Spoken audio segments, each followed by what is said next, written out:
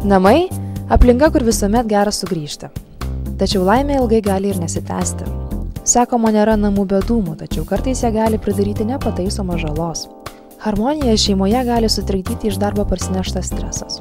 Kaip nepernešti įtampos į namus? Patarimas, kurį tikrai nesunku įgyvendinti, bet tikrai efektyvus gali būti, kad, pavyzdžiui, po darbo dalį laiko eiti pėsčiomis, o ne iškart sėsti, leiskime, automobilį ar ten į visuomeninį transportą ir važiuoti namus.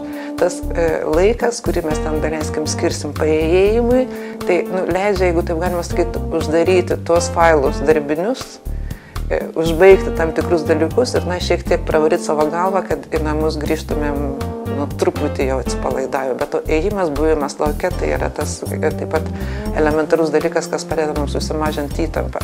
Patartina griežtai nusistatyti savo ribas, kada esate pasiekiamas telefonu, o kada ne.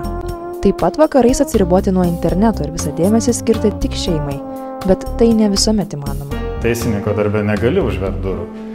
Klientas visada gali paskambinti į mobilų, visada dabar yra įprasta praktika, kad yra tikimasi, kad ir vėliau vakare pasižiūrėsi elektroninį paštą per telefoną, nes tai dabar yra prieinama. Tai tas toks durų užvertimas čia priklauso labai nuo darbo, bet jisai teisininkams, medikams yra profesija, kuris tiesiog neįmanoma. Tačiau gali padėti atidesnis dėmesys namiškiams. Daugiau laiko skirto šeimos nariams gali išspręsti nemažai problemų. Dėl didelių darbo krūvių ir viršvalandžių Lietuvos šeimų santykiai kenčia vis dažniau. Tam įtakos turi ir nuo sovietmečių užsilikę bendravimo įpročiai. Lietuvoje nėra įprasta, kad šeimos skirtų specialų laiką tarpusavio santykiams.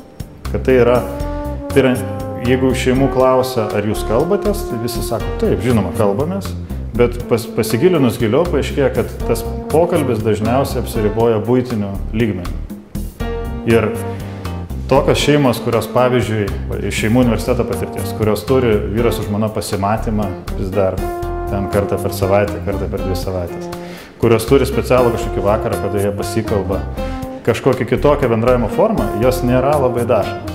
Svarbiausias projektas yra šeimos projektas.